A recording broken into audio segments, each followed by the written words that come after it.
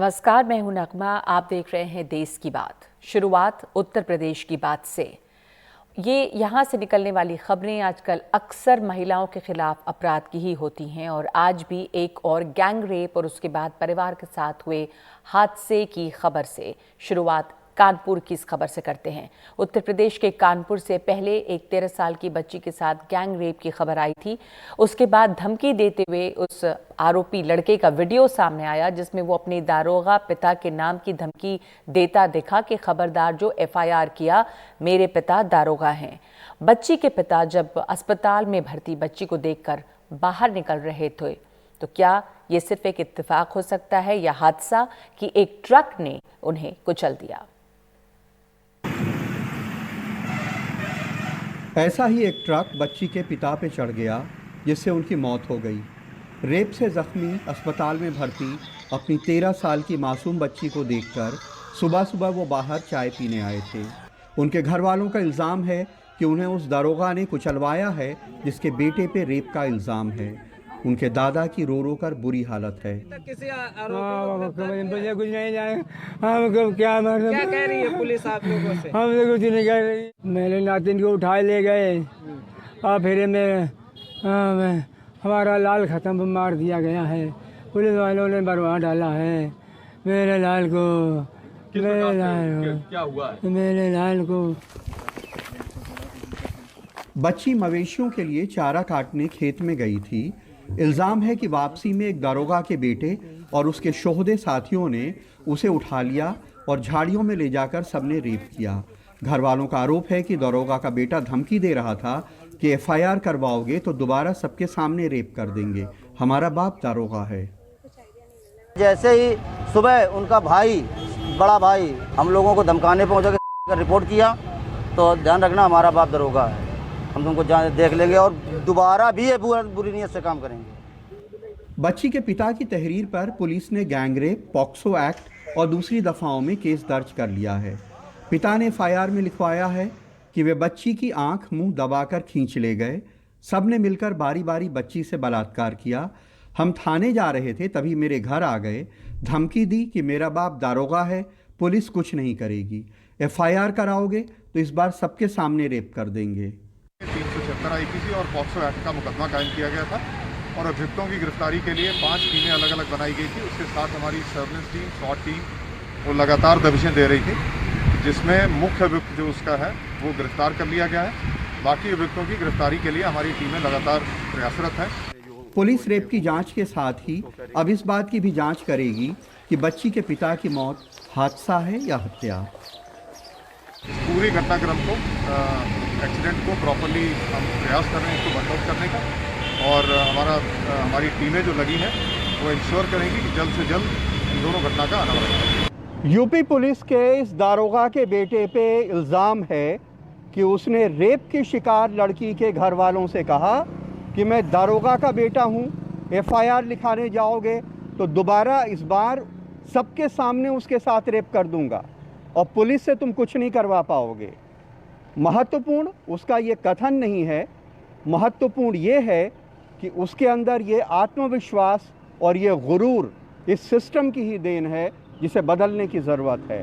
कानपुर में अरुण अग्रवाल और लखनऊ में कैमरामैन राजेश गुप्ता के साथ कमाल खान, NDTV इंडिया।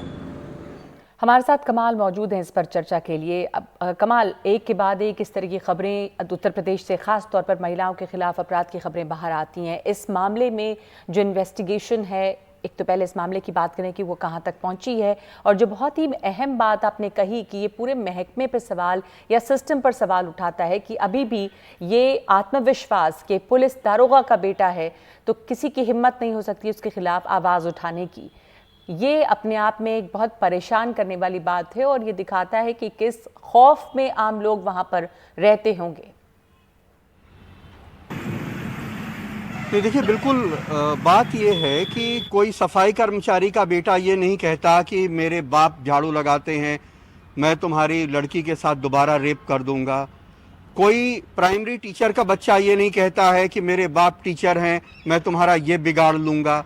तो अगर एक दारोगा का बेटा जिसके भाई के ऊपर रेप करने का आरोप है और वो जा करके उनके घर पे धमका रहा है, और रेप भी नहीं, गैंग रेप किया है, उसके साथ 3 शोहदे और शामिल थे, वो सब उठा करके लड़की को दिन दहाड़े लेके सरे शाम गए हैं और खेत में ले जाके उसको रेप करने का आरोप है। उसके बाद अगर वो जाके सरेआम धमकी देते हैं और कहते हैं कि मेरा बाप दारोगा है, पुलिस से तुम कुछ नहीं करवा सकते, तो ये समझा जाना चाहिए कि ये जो सिस्टम है उसकी कितनी बड़ी खामी है जिसे दूर करने की ज़रूरत है।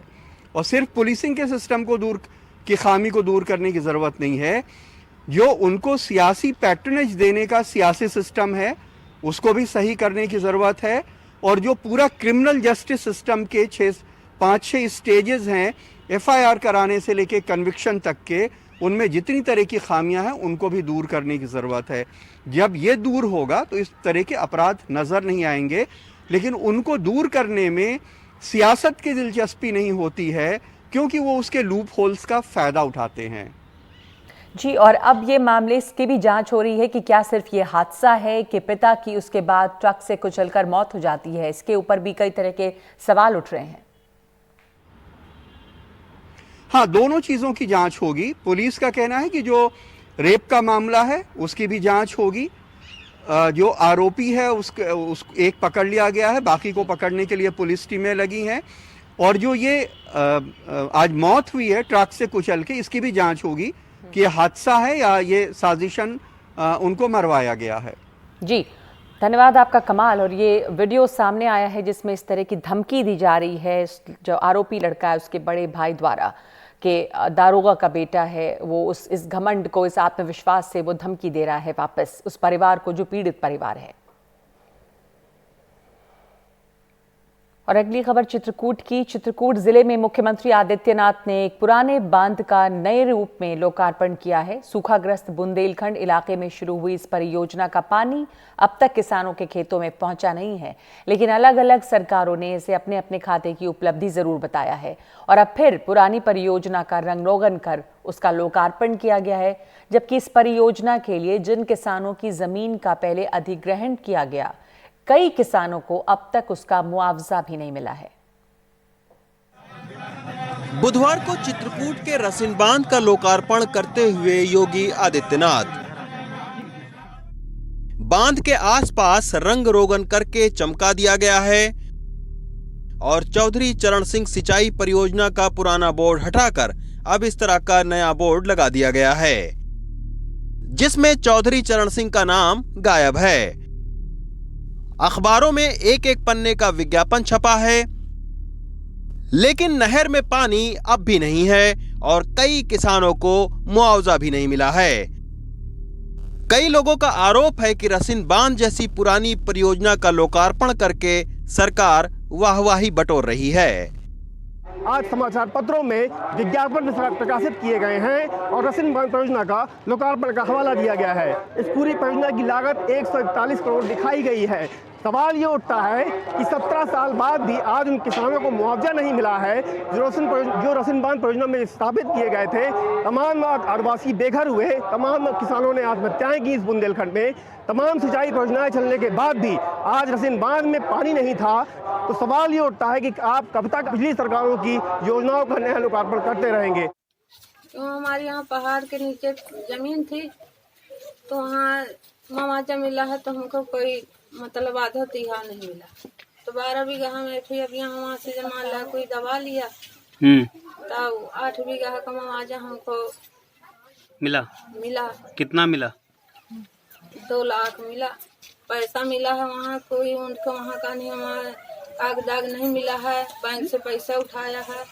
हाँ, अब जमीन हमारी सब जमीन के नहीं मिला था। लेकिन 19 साल से जारी चौधरी चरण सिंह रसिन बांध परियोजना की लागत 17 करोड़ से बढ़कर 141 करोड़ हो चुकी है। बांध में कैसे भ्रष्टाचार हुआ, इसकी कहानी जानने के लिए हम आपको 6 साल पीछे लेकर चलते हैं। 2015 में पहली बार एनडीटीवी की टीम जब रसिन बांध पहुंची थी, तब नहरें सूखी थीं और बांध के कंट्रोल रूम की खिड़की दरवाजे तक चोरी हो चुके थे। यहां तक कि बांध के पास 80 लाख रुपए की लागत से जंगल में एक पार्क बना दिया गया था। सीमेंट से बने खंभे की जगह उस पार्क में रेत और बालू से भरे खंभे खड़े करके पैसे खा लिए गए। बीएसपी, समाजवादी और अब बीजेपी की सरकारों ने रसीन बांध के शिलान्यास से लेकर उद्घाटन और लोकार्पण के नाम पर करोड़ों रुपए खर्च कर दिए, लेकिन बुंदेलखंड के किसानों के खेत में अब भी रसीन बांध से पानी नहीं पहुंच पा रहा है, क्योंकि बारिश की कमी से डैम में इतना पानी ही नहीं रहता है कि नहर के जरिए वो खेतों में पहुंच सके। बांदा से रवीश रंजन शुक्ला, एनडीटीवी इंडिया। और अब उत्तराखंड की सियासत, आखिरकार सत्ता परिवर्तन यहां हो गया। एक रावत जी गए तो दूसरे रावत जी आए हैं। त्रिवेंद्र सिंह रावत की जगह तीरथ सिंह रावत मुख्यमंत्री बनाए गए हैं। त्रिवेंद्र सिंह रावत की जगह जो मुख्यमंत्री बने हैं तीरथ सिंह रावत, वो पौड़ी गढ़वाल के सांसद हैं। मैं तीरथ सिंह रावत ईश्वर की शपथ लेता हूं कि मैं विधि द्वारा स्थापित भारत के संविधान के। इसी के साथ तीरथ सिंह रावत उत्तराखंड के 10वें मुख्यमंत्री बन गए। इससे पहले बुधवार सुबह केंद्रीय पर्यवेक्षकों की मौजूदगी में बीजेपी विधानमंडल की बैठक के बाद पूर्व मुख्यमंत्री त्रिवेंद्र सिंह रावत ने घोषणा की कि अगले मुख्यमंत्री तीरथ सिंह रावत होंगे। उन्हें एक कार्यकर्ता को मौका दिया है। मैं नाम ले रहा हूं अपने गढ़वाल लोकसभा के सांसद तीरथ सिंह रावत। तीरथ सिंह रावत पौड़ी गढ़वाल से बीजेपी की सांसद हैं। बीजेपी के प्रदेश अध्यक्ष भी रह चुके हैं और उत्तराखंड सरकार में मंत्री भी। वो एक लो प्रोफाइल नेता हैं। 2013 में वो जब प्रदेश अध्यक्ष थे तो नॉन परफॉर्मेंस के आरोपों की वजह से उन्हें 3 साल के कार्यकाल से पहले ही हटाकर अजय भट्ट को प्रदेश अध्यक्ष बनाया था। 2012 से 2017 तक विधायक रहने के बावजूद उनको 2017 विधानसभा का टिकट नहीं दिया गया, लेकिन 2019 में लोकसभा का टिकट पौड़ी से दिया गया। वो सांसद बने और आज मुख्यमंत्री बन गए। प्रधानमंत्री जी और राष्ट्रीय अध्यक्ष जेपी नड्डा जी और गृहमंत्री अमित शाह जी और केंद्रीय नेतृत्व का धन्यवाद करना चाहूँगा हृदय से। उन्होंने मुझ पर विश्वास किया है, विश्वास जताया है और एक ऐसे छोटे तिनके को, कार्यकर्ता को, जो एक छोटे गांव से, छोटा परिवार से चल कर के यहाँ तक पहुँचा है, तो मैं कह सकता हूँ कि जो दिशा निर्देशन उनका रहेगा और जो प्रधानमंत्री मोदी जी ने कहा सबका साथ, सबका विकास, सबका विश्वास, उसको लेकर आगे बढ़ेंगे। बीजेपी का कहना है कि पूर्व मुख्यमंत्री त्रिवेंद्र सिंह रावत ने बहुत बढ़िया काम किया, लेकिन इस बात का जवाब किसी के पास नहीं कि अगर काम अच्छा किया था तो उनको हटाया क्यों गया। मैसेज कुछ भी नहीं है। एक अच्छा काम त्रिवेंद्र जी कर रहे थे, उस अच्छे काम को और आगे बढ़ाएंगे। यह दायित्व परिवर्तन हुआ है और तीरथ सिंह जी मुख्यमंत्री के रूप में एक अच्छा काम करेंगे और राज्य को विकास की दृष्टि से आगे बढ़ाएंगे। उत्तराखंड के राज्य बनने का 21वां साल चल रहा है। इनमें करीब 10.25 साल में बीजेपी ने 7 मुख्यमंत्री दे दिए। बीजेपी का कोई भी मुख्यमंत्री 5 साल का कार्यकाल पूरा नहीं कर पाता। 2022 के विधानसभा चुनाव में अब साल भर का भी समय नहीं बचा। ऐसे में तीरथ सिंह रावत के सामने जनता के बीच नाम बनाने की चुनौती होगी, साथ ही अपनी पार्टी के भीतर सब खेमों में तालमेल बनाने का भी। उत्तराखंड की मीडिया में एक चर्चा चल रही है, वो ये कि टीएसआर की जगह टीएसआर ही मुख्यमंत्री बने हैं, त्रिवेंद्र सिंह रावत की जगह तीरथ सिंह रावत मुख्यमंत्री बने हैं और उत्तराखंड का सबसे ताकतवर जिला पौड़ी गढ़वाल बना हुआ है। त्रिवेंद्र सिंह रावत पौड़ी गढ़वाल से हैं, तीरथ सिंह रावत पौड़ी गढ़वाल से हैं, chief of defence staff general Bipin Rawat Pauri Garhwal से हैं, national security adviser Pauri Garhwal से हैं और बाकी जो मंत्री हैं वो तो हैं ही। देहरादून से अपने कैमरा सहयोगी मनोज ठाकुर और दिनेश मानसेरा के साथ मैं शरद शर्मा, एनडीटीवी इंडिया। और इस वक्त एक ब्रेक लेते हैं।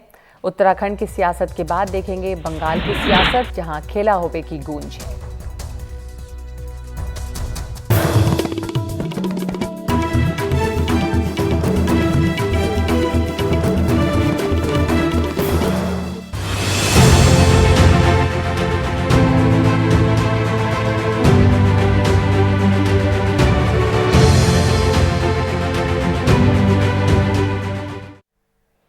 तो बंगाल के सियासत में आज बड़ी हलचल रही। ममता बनर्जी ने नंदीग्राम से पर्चा भरा, जहां उनका मुकाबला टीएमसी छोड़कर बीजेपी में गए शुभेंदु अधिकारी से है। नामांकन से पहले रोड शो में बहुत भारी भीड़ आई। नंदीग्राम शुभेंदु अधिकारी का गढ़ माना जाता है। वो यहां से टीएमसी के विधायक थे, लेकिन दिसंबर में पाला बदलकर बीजेपी के साथ चले गए। इससे पहले ममता नंदीग्राम के शिव मंदिर में भगवान का आशीर्वाद लेने गईं। ममता बनर्जी ने चुनाव प्रचार के लिए नंदीग्राम में डेरा डाल दिया है। उन्होंने नंदीग्राम में एक घर किराए पर लिया है। इसके साथ ही वहां बीजेपी और टीएमसी के बीच एक पोस्टर वॉर शुरू हो गई है।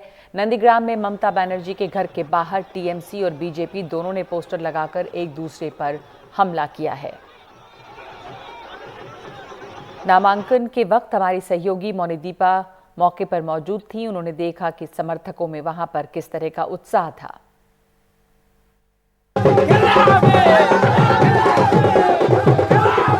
हल्दिया की सड़कों पे ऐसा जोश, ममता बनर्जी आ रही है, नॉमिनेशन फाइल करेंगी नंदीग्राम के लिए। नंदीग्राम जो पश्चिम बंगाल में अब सबसे बड़ा लड़ाई हो खड़ी है, ममता बनर्जी वर्सेस शुभेंदु अधिकारी। नॉमिनेशन सेंटर सामने है, ममता यहाँ नॉमिनेशन फाइल करेंगी। नॉमिनेशन के पहले ममता बनर्जी एक मंदिर पे गई आज, कल वो गई थी 3 मंदिर पे, वहाँ जाके प्रार्थना करके फिर अब ये नॉमिनेशन के लिए हल्दिया पहुँचना।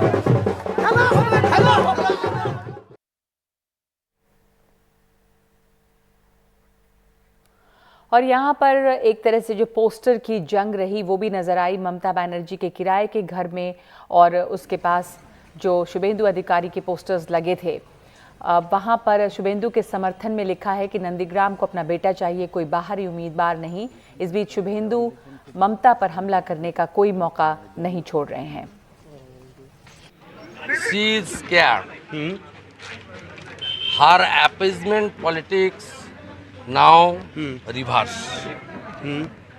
For that reason, she is uttering wrong Hindu mantra. That's right. जानबूझ के कर रहे हैं। And she is staying here in Nandigram as well. She has rented a house. As a guest. Trinamool Congress के नए चुनावी नारे खेला होबे की चर्चा अचानक से पश्चिम बंगाल में ही नहीं पूरे देश में होने लगी है। ये सिर्फ 20 मिनट में तैयार किया गया और इसे गढ़ा है 24 साल के देवांशु भट्टाचार्य ने, जो इंजीनियरिंग के छात्र हैं और टीएमसी की युवा शाखा से जुड़े हैं। उनसे बातचीत की हमारे सहयोगी सौरभ गुप्ता ने। তাহলে পয়লা এপ্রিল খেলা হবে, খেলা হবে, খেলা হবে। देवांशु, आपका जो ये गाना है, जो स्लोगन है खेला होबे, जिसमें इतने हर जगह बजते हैं, आजकल तो डीजे म्यूजिक के साथ भी बजते हैं, 20 मिनट में आपने लिखा, आप बता रहे थे?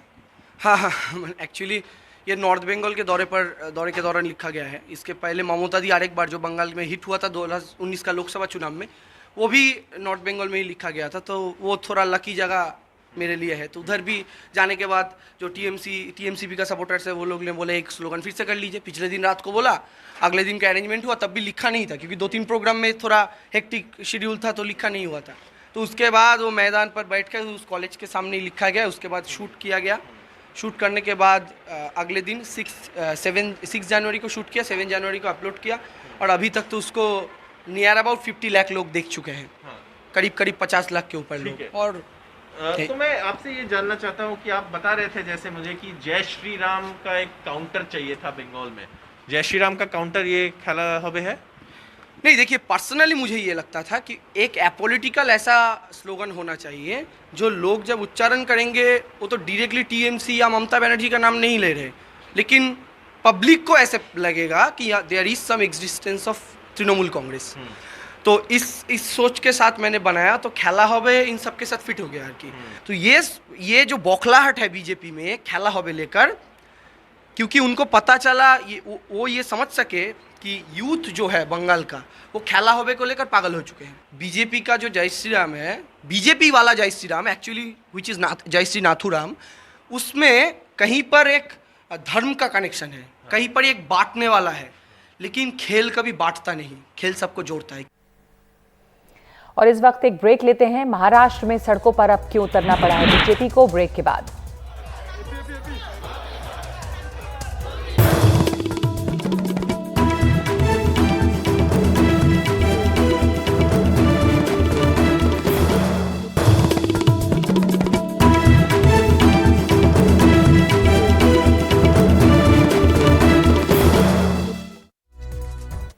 हरियाणा विधानसभा में खट्टर सरकार के खिलाफ कांग्रेस का अविश्वास प्रस्ताव गिर गया है। अविश्वास प्रस्ताव के पक्ष में 32 वोट पड़े और सरकार के समर्थन में 55। गठबंधन सरकार को 55 विधायकों का समर्थन हासिल है। 5 निर्दलीय विधायकों और गोपाल कांडा ने भी सरकार का समर्थन किया है। अविश्वास प्रस्ताव औंधे मुंह गिरी है। इस पर सुनते हैं क्या कह रहे हैं मुख्यमंत्री। अरे हो गया अब तो। आखिर में वोटिंग में उनका जो अविश्वास प्रस्ताव है वो औंधे मुंह गिरा और एक प्रकार से सरकार विजयी हुई है। हमने उनको एक अपील की है कि भले आपका अविश्वास प्रस्ताव गिर गया हो, लेकिन ये जो किसान बंधुओं ने आंदोलन के माध्यम से कुछ धरने दिए हैं, कुछ बातें ठीक भी हो सकती हैं, लेकिन जो 3 कानून को रद्द करने की उनकी जिद है उसको उनको छोड़ना चाहिए और तीनों बिलों पर क्लॉज बाय क्लॉज उनको अपनी बातचीत करके जो इसमें संशोधन किए जा सकते हैं, जिसके लिए केंद्र सरकार तैयार है, उस पर बातचीत करनी चाहिए। मुकेश अंबानी के घर के बाहर खड़ी स्कॉर्पियो वाले मामले में मुंबई पुलिस के अफसर सचिन वाजे के खिलाफ बीजेपी सड़कों पर उतर आई है। इस मामले में रहस्य और गहरा ही होता जा रहा है। आज महाराष्ट्र विधानसभा के बाहर आज प्रदर्शन किया बीजेपी ने। महाराष्ट्र विधानसभा में इस मामले पर हंगामा होता रहा। कल देवेंद्र फडणवीस ने ये आरोप लगाए थे कि सचिन वाजे के पास ही 4 महीने से वो स्कॉर्पियो थी जो मुकेश अंबानी के घर के बाहर मिली थी। इस बीच सचिन वाजे को मुंबई क्राइम ब्रांच से हटा दिया गया है। मनसुख ईरानी केस में फडणवीस के आरोपों पर यह एक्शन लिया गया। महाराष्ट्र के गृह मंत्री अनिल देशमुख ने आज इसका ऐलान किया है। हमारे साथ जुड़ रहे हैं मेरे सहयोगी अभिषेक शर्मा। इस मामले में अभिषेक, रहस्य परत दर परत खुलने की बजाय और गहरा होता जा रहा है और ये नया एंगल और बीजेपी का प्रदर्शन, क्या बातें इसमें सामने आई हैं सचिन वाजे के रोल के बारे में? देखिए, अब तक सचिन वाजे के रोल के बारे में देवेंद्र फडणवीस जो कि राज्य के पूर्व मुख्यमंत्री हैं, वो जो आरोप लगा रहे हैं उसके बाद सरकार बैकफुट पर नजर आ रही है लगातार। नगमा, आप देखिए कि जैसे जैसे आरोप बढ़ाते चले गए, पहले देवेंद्र फडणवीस ने ये कहा कि मनसुख हिरेन जो हैं उनको सुरक्षा मिलनी चाहिए और उसके 2 घंटे बाद 3 घंटे बाद ये खबर आई कि मनसुख हिरेन की हत्या हो गई है, उनकी बॉडी मिली है, डेड बॉडी मिली है। उसके बाद विधानसभा में आप देखिए कि सरकार की किरकिरी इतनी ज़्यादा हो चुकी थी कि राज्य के गृह मंत्री ने कहा कि ये खुदकुशी का मामला है, कि विपक्ष को कैसे पता है कि वो हत्या का मामला है। लेकिन फिर राज्य के गृह मंत्री की फिर से किरकिरी हुई, राज्य सरकार की किरकिरी हुई, उन्होंने माना कि हाँ जी उनकी हत्या हुई है और हत्या का मामला बाद में उन्होंने दर्ज भी करवाया। देवेंद्र फडणवीस ने बोला कि सचिन वाजे को सब कुछ पता था, उनको वो इस आदमी को जानते थे, उनके पास CDR हैं, इन दोनों के बीच में पिछले साल बातचीत हुई थी। पहले राज्य की सरकार इस बात को लेकर हमेशा नकारती रही, लेकिन आप देखिए बाद में सरकार ने धीरे धीरे ये मानना भी स्वीकार कर लिया। खुद सचिन वाजे ने अपनी जो सूत्रों से बातचीत की है उन्होंने कहा है कि हाँ मैं उसे जानता था, लेकिन उससे केस के ऊपर कोई असर नहीं पड़ता।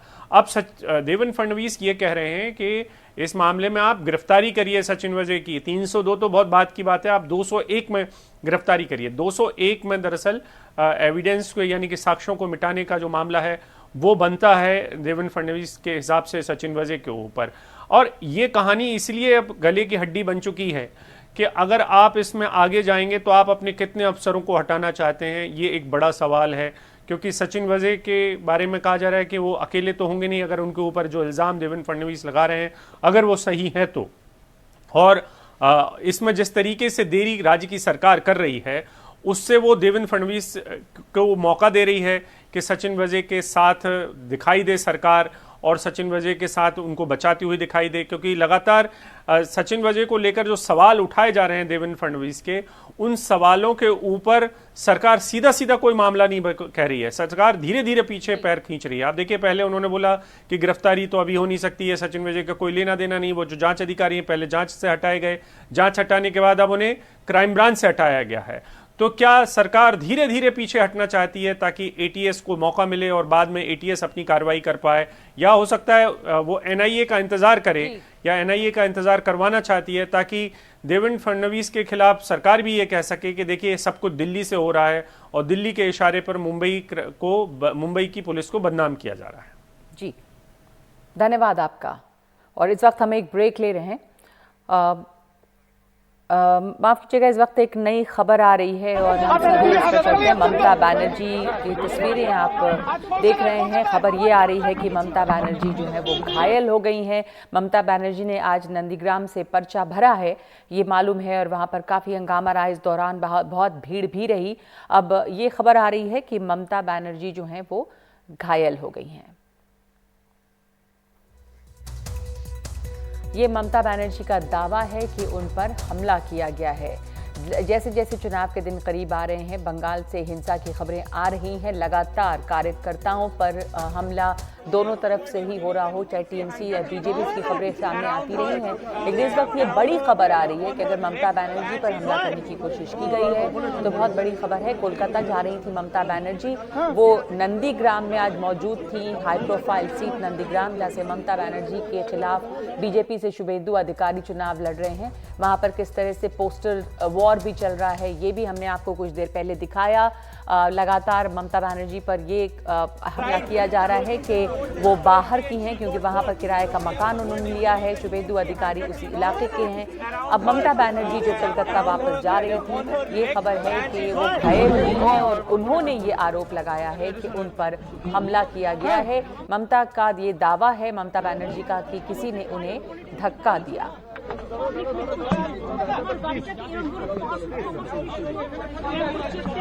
দিদি এটা কি ইচ্ছাকৃত করা হয়েছে? দিদি ইচ্ছাকৃত,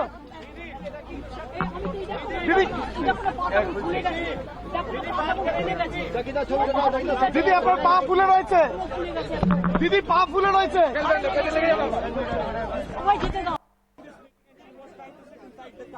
Somebody tried closing the door deliberately and she got hurt. So she has suffered injuries and you can see handkerchief around her,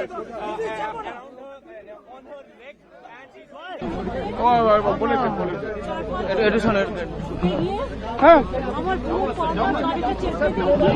আমি এখানে গাড়ির পলিটিক্যাল দাঁড়িয়ে ছিলাম, আমার গাড়িটাকে এরকম করে পাস করে আমার চেকতে দেয়। দিদি এটা কি ইচ্ছাকৃত করা হয়েছে? দিদি ইচ্ছাকৃত,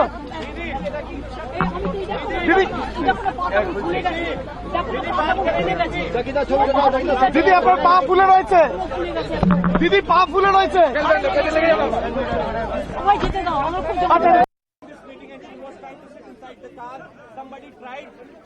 ये तस्वीरें आप देख रहे हैं ममता बनर्जी की, जो नंदीग्राम में पर्चा भरने के बाद कोलकाता वापस जा रही हैं और उस वक्त उन्होंने ये दावा किया है कि किसी ने उन्हें धक्का दिया और वो घायल हुई हैं। तो ये इस वक्त की एक बड़ी खबर आ रही है, ब्रेकिंग न्यूज़, कि ममता बनर्जी के ऊपर ये उनका आरोप है कि हमला हुआ है और वो घायल भी हुई हैं। चुनाव जैसे जैसे बंगाल में करीब आ रहे हैं, हिंसा की खबरें भी आई हैं और ये नंदीग्राम की खबर है। नंदीग्राम जो कि हाई प्रोफाइल सीट है, यहाँ से ममता बनर्जी चुनाव लड़ रही हैं और उनके खिलाफ बीजेपी के शुभेंदु अधिकारी हैं, जो कुछ समय पहले तक नंदीग्राम से ही टीएमसी से ही विधायक थे, लेकिन उन्होंने छोड़कर ये पार्टी अब बीजेपी का दामन थामा है और यहाँ से वो ममता बनर्जी को टक्कर दे रहे हैं, बल्कि लगातार चूंकि ये उनका गढ़ रहा है। Getting her out of the front seat, she couldn't even get out herself, and then making her lie down on the middle seat of the car. The Chief Minister's convoy has just left for Kolkata by road now, and that's the latest we have on this. It happened right here. The Chief Minister spoke to the media right here just a short while ago. In fact, we were expecting some sort of comment, but it turns out that there was some sort of incident in which she was attacked. And, we'll have to hear her soundbite in detail to see exactly what happened, but it seems to have happened on the way out of the temple, and she seems to be weak and unable to sort of move around on her own. In fact, her security in charge had to lift her out of the front seat and put her in the back, in the back seat, in the middle seat. These visuals are there of her being lifted out from the front seat. She usually sits, on the left side in the front seat. Then of course that's what the position was, and this is what of course is the latest that we have here from here now. We'll have to just hear her bite to see what exactly happened and what she has said, but she did give a fairly long of about a minute or so on exactly what had happened, because once we saw her in that kind of state where she wasn't really usually she's one who's always alert and one who's always sort of looking out of the window, but she seemed to have sort of, been in some kind of, uncomfortable state where she was putting her head back. And that's when we sort of approached her for a soundbite to see what exactly happened. And, and then she did share some details, but we'll have to hear her, soundbite to see what exactly happened. What we have been told though, and what I confirmed with one of her security. योगी सौरभ ये जानकारी दे रहे थे। इस समय ममता बनर्जी की तस्वीरें आप देख रहे हैं। ये आरोप लगाया है ममता बनर्जी ने कि उन्हें किसी ने धक्का दिया, और शायद जैसा सौरभ बता रहे हैं कि अभी पूरी बात सुननी होगी, लेकिन वो मंदिर से बाहर निकल रही थी और जब अपने गाड़ी में वो बैठ रही थी उस वक्त उन्हें किसी ने धक्का दिया और उनके पैर में चोट आई है। यहाँ तक कि उनके सुरक्षा अधिकारियों को उन्हें उठाकर आगे की सीट से बीच की सीट पर गाड़ी में बिठाना पड़ा है। और ये कहा जा रहा है अब वो बंगाल में नंदीग्राम में पर्चा भरने गई थी और नंदीग्राम से वो कोलकाता वापस लौट रही थी, जिस दौरान ये हुआ है, ये घटना हुई है। जो ममता बनर्जी का आरोप है कि ये उनके ऊपर हमला है, किसी ने उन्हें धक्का दिया है।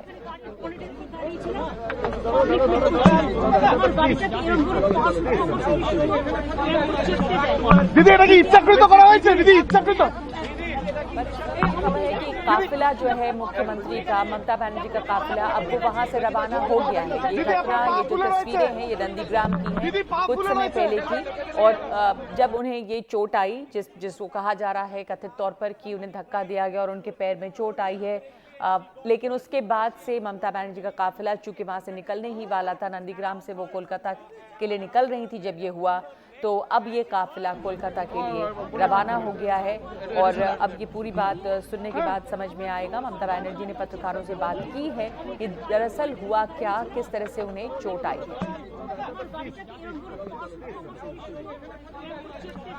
दीदी এটা কি ইচ্ছাকৃত করা হয়েছে? দিদি ইচ্ছাকৃত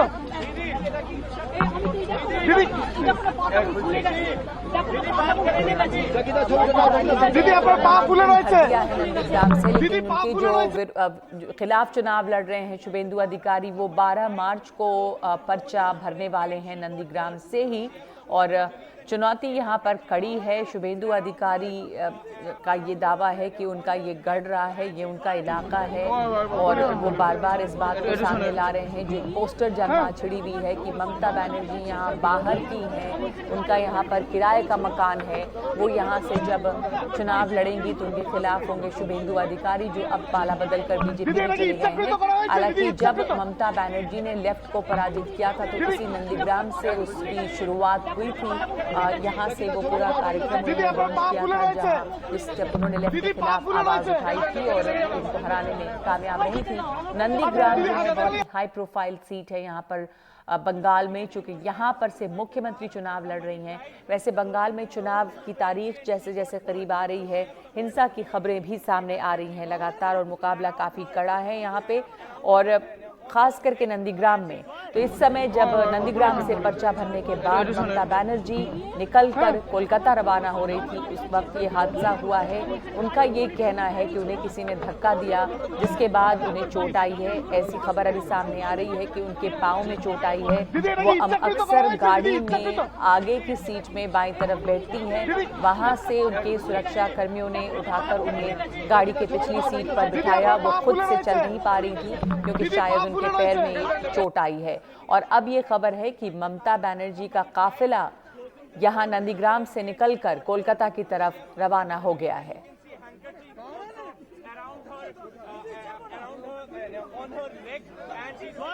ममता बनर्जी ने ये भी कहा है शायद कि 4-5 लोगों ने उनके साथ धक्का मुक्की की है और इस वजह से वो उन्हें चोट आई है।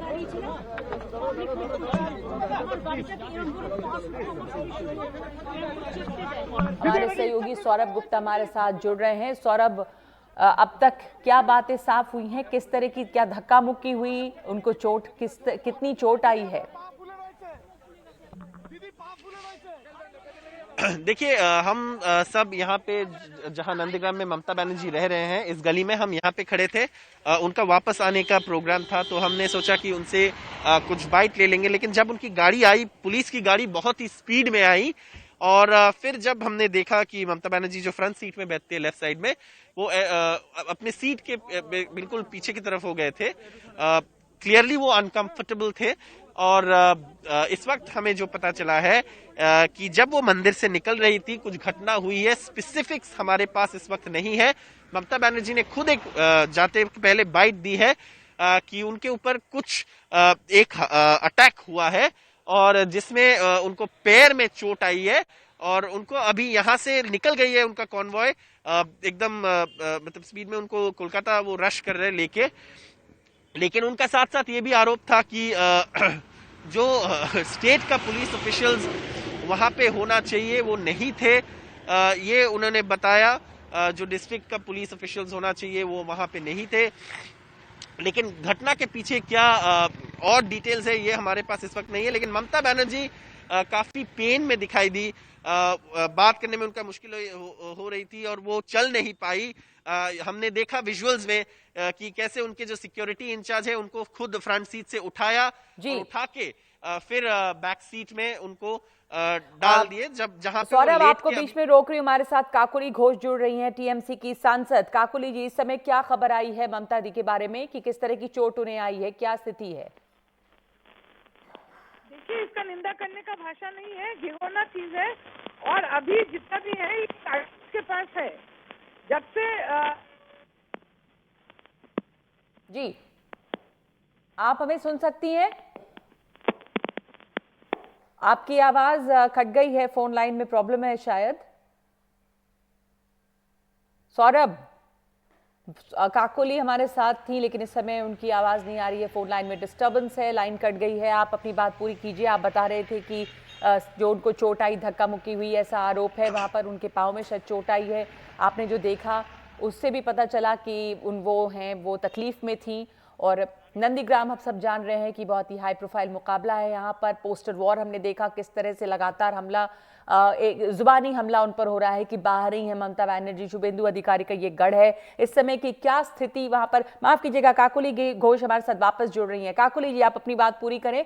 ममता बनर्जी को किस तरह की चोट आई है, हुआ क्या वहां पे? आप जानते हैं कि जब से चुनाव चालू होता है, चुनाव की प्रक्रिया जब चलती है तो इसके जिम्मेदारी चुनाव आयुक्त के पास होता है और चुनाव आयुक्त सरासर भारतीय जनता पार्टी का ही बात सुनकर चल रहे। यहाँ भी ये लोग इनको इधर उधर कर दिया तो पूरा जिम्मेदारी चुनाव आयुक्त के पास है। और हम कई दिनों से बोल के आ रहे हैं कि महिलाओं भारतीय जनता पार्टी के हाथ में असुरक्षित है, क्योंकि आप उनका जो राज्य है, उत्तर प्रदेश में देखिए, छत्तीसगढ़ में देखिए या कर्नाटक में देखिए, राजस्थान में देखिए, जहां भी भारतीय जनता पार्टी का राज है महिलाओं के ऊपर अत्याचार होता है। और ये बहुत अभी हुआ क्या है? ममता दी को क्या किस तरह की चोट आई है और क्या कह रहे हैं आप लोग? क्या किसी ने धक्का दिया? मुख्यमंत्री के ऊपर, एक महिला मुख्यमंत्री के ऊपर इस हमला बोलना भारतीय जनता पार्टी के लिए शोभा नहीं देता और चुनाव आयुक्त को इसकी जिम्मेदारी लेना पड़ेगा। हम देखेंगे कैसे इनके जो महिलाओं के ऊपर आक्रमण, इसके कैसे लोकतांत्रिक उपाय से विरोध किया जाए। ठीक है, धन्यवाद आपका। तो आप साफ कह रही हैं कि इसकी जिम्मेदारी चुनाव आयोग को लेनी होगी। आप कह रही हैं कि बीजेपी पर यह आरोप आप लगा रही हैं कि किसी महिला नेता पर इस तरह का हमला हुआ है, इसको देखना होगा, लोकतांत्रिक तरीके से इसका जवाब देगी टीएमसी। और ये सीधा आरोप काकोली घोष ने लगाया है कि जो हमला हुआ उसमें बीजेपी का हाथ है और ये भी कि चुनाव आयोग की जिम्मेदारी है ये और चुनाव आयोग को इसका संज्ञान लेना चाहिए। तो ये अब आपको ताज़ा जानकारी दे रहे हैं कि ममता बनर्जी का काफिला जो है कोलकाता के लिए रवाना हो चुका है। लेकिन बंगाल की मुख्यमंत्री ममता बनर्जी, जिन्होंने नंदीग्राम में आज नामांकन भरा, उनका आरोप है कि उनके साथ धक्का मुक्की हुई और उन्हें चोट आई है। तो कोलकाता के लिए रवाना हो चुकी हैं। इस वक्त हम एक ब्रेक ले रहे हैं।